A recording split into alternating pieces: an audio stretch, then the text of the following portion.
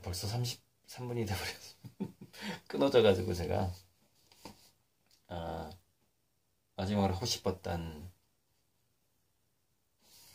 조선 잡사라고 소리를 보는 맹인이라는 제목의 조선시대에 우리가 세종대왕 하면은 복지제도의 어떤 지존이죠. 노비들도 휴가를 주고 뭐 그런 궁중에서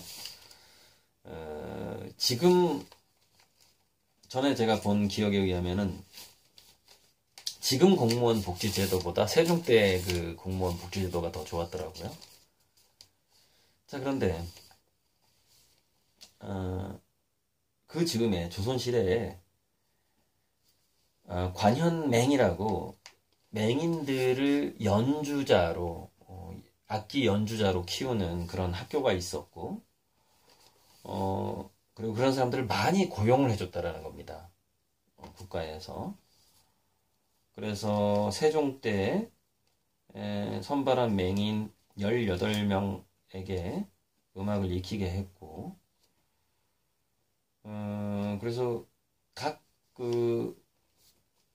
궁중에도 있었지만 각 그러니까 각 도마다 이 맹인 악사들이 있었다라는 겁니다. 그렇게 악기를 연주하면서 먹고 살 수 있게 그렇게 해줬던 것이죠. 자, 그런데 제가 이제 뇌과학 얘기를 좀 꺼내려고 이 맹인 악사들 얘기를 마무리하는데 두뇌는 시각 피질이 있는데 시각피질 후두엽에 있죠. 근데 안 보는 거예요. 그러면은 이 시각피질의 상당 부분이 청각이나 미각이나 후각으로 넘어갑니다. 그래서 그쪽에서 굉장히 훨씬 더 다양한 것을 느낄 수 있는 능력자가 되는 것이죠. 그만큼 거기에 그것을 쓰는 소리를 해석하는 뉴런 세포가 더 많아진다라는 것이죠. 그래서 예전에 제가 맹인인데 야구 해설을 하는 사람 얘기를 들었어요. 근데 그 사람 네이버 검색해도 제가 예전에 라디오에서 들었던 것처럼 자세히는 안 나오는데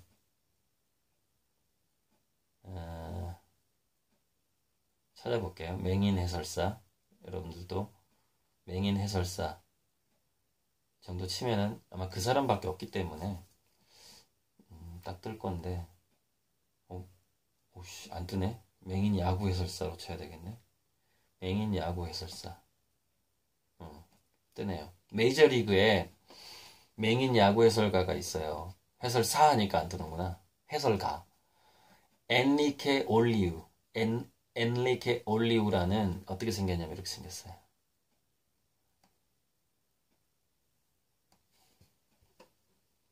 잠깐만 좀 어두운가?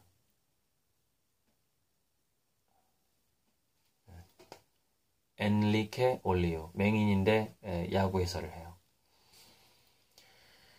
근데 여기 이 네이버 검색하면 나오는 게 어떤 것만 나오냐면은 야구의 30년 역사를 40년 역사인가요? 이거를 이 사람이 다 외워버립니다.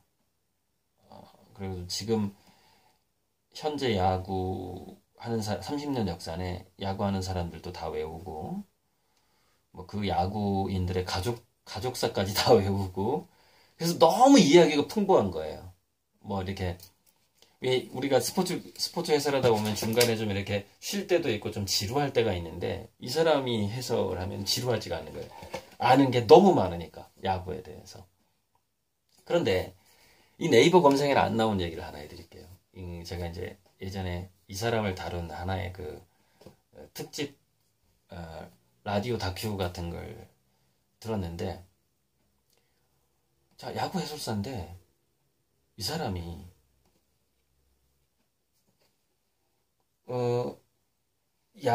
야구 공이 배트에 맞는 소리만 듣고서 이게 홈런일지 안타일지를 알아맞춘 뿐만이 아니라 정말 깜짝 놀랐어요. 어디로 공이 넘어가는지까지 알아맞춘다는 겁니다. 그러니까 자기가 딱 이랬으면 관중석이 이렇게 있잖아요. 그러면 자, 어떤 차이가 나죠? 공이 떨어지는 관중석은 어떤 일이 벌어지죠?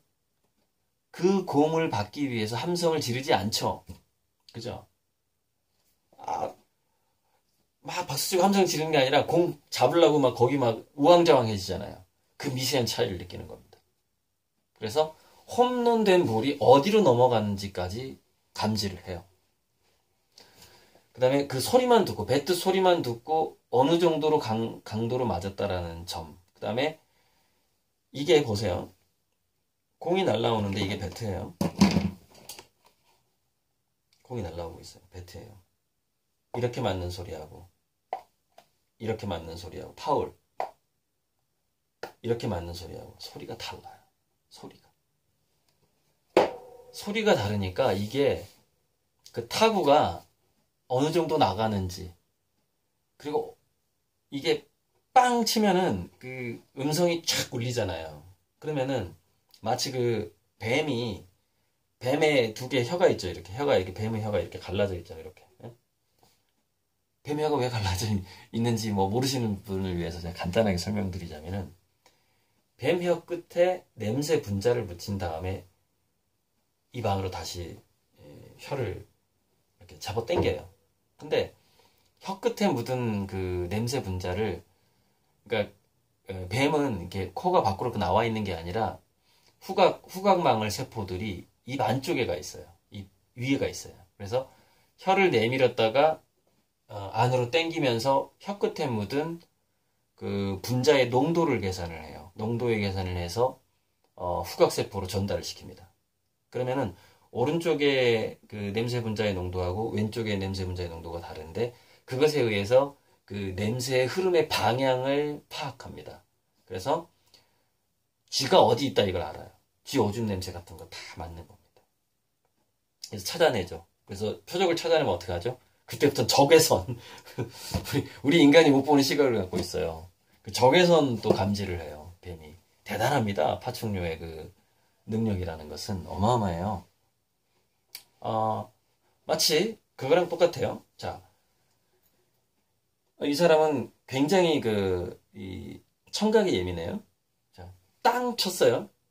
땅 쳤는데 그 소리의 차이, 그 다음에 그 소리가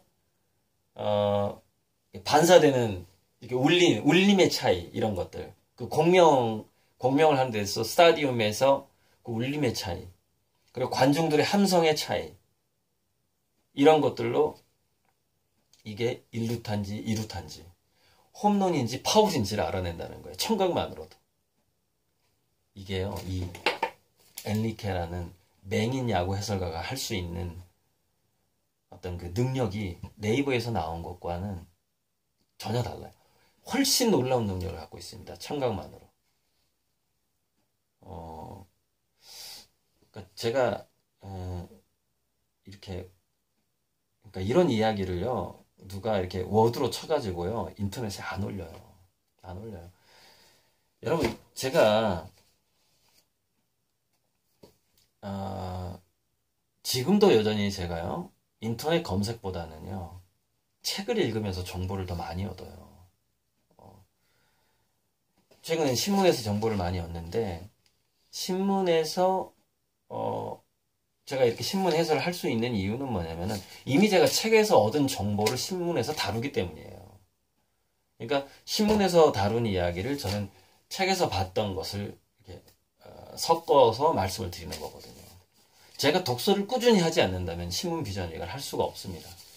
그만큼 이렇게 신문에 나오는 정보라든가 검색되는 정보 자체가 아직은 책을 못 따라가요. 언젠가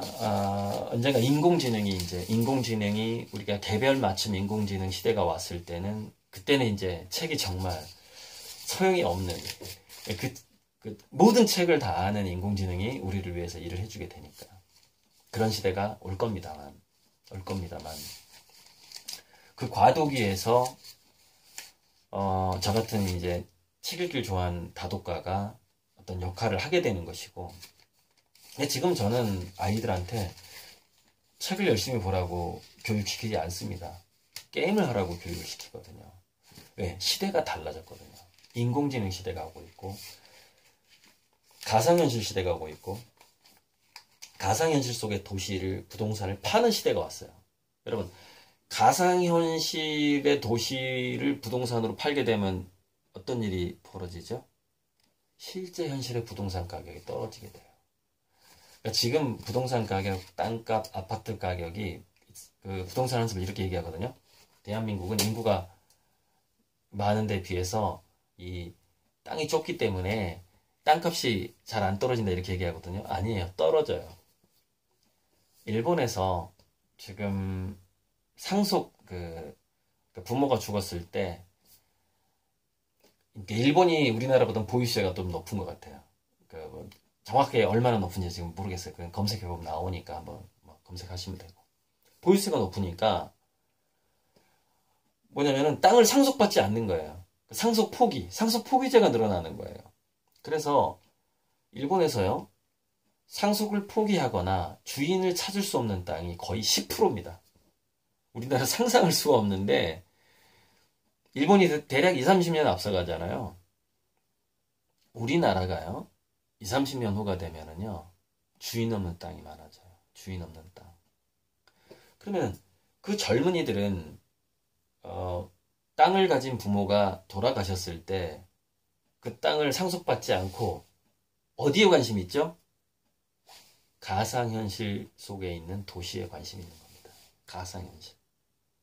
이게 일본이 지금 약 10% 정도의 주인을 찾을 수 없는 땅, 주인이 없는 땅, 결국 국가에 귀속될 수밖에 없는, 물론 산지대가 많지만은 그 땅이 10%나 된다라는 굉장히 놀라운 사실입니다. 예. 이 현상이 우리나라에도 다가오게 돼요. 그래서 저는 정말 제가 땅을 산다면 제가 작업실을 지어서 이사가지 않을 정도, 그러니까 딱 한 500평 정도, 그 산기슭에 500평 정도의 그냥 땅이 필요한 거예요. 더 이상 필요 없어. 그러니까 이사하고 막 시설 설치하고 그러니까 너무 힘들어가지고 그 정도, 또는 한 20년 사용권, 땅까지도 필요 없어. 그냥 1대1 계약으로 내 땅도 아니야. 제 후원자의 땅인데 제가 이거 10년만 쓸게요. 20년만 쓸게요. 하고서 20년에 얼마를 드리거나 내 그림 판매 금액의 한 10% 가져가세요. 내가 연매출 10억이면 1억 가져가세요. 연매출 1조면은 1000억 가져가세요. 이렇게. 그런 식으로 계약을 하고 아예 저는 땅이나 부동산을 소유 안 할 가능성도 있어요. 그런 식으로. 작업실에서 생활까지 다 하면서. 지금 이번에 저 나타난 제 후원자가 강남에 엄청난 부자래던데, 아직 저는 누군지 모르는데, 이제 제 후원자를 이렇게 찾아주는 제 또 후배가 있어요. 그러니까 그 친구도 제 후원자죠. 그러니까 막강한 후원자를 찾아서 돌아다니는 제 후원자가 있는 거예요. 그래서 그 후원자가 이제 어떤 강남의 그림에도 관심이 있는 어떤 부동산 부자, 재력이 막강한 어떤 부자라는데, 그래서 경기도 쪽에 제 작업실 지원해 줄 수 있다. 거기까지 제가 말씀을 드렸죠. 그런데 만약에 그 사람 제가 살 집까지 마련해 주지 못한다면 그냥 전라북도 여기 익산 근처에 어떤 창고 하나 얻어달라고 얘기를 할 것이고, 만약에 당신이 나를 경기도까지 끌어올리고 싶다면은 우리 가족이 살 집까지 마련해 줘야 된다. 이렇게 이제 둘 중에 하나, 그렇게 얘기를 해야 되겠죠. 조건은 좀 달라지겠지만. 이상입니다.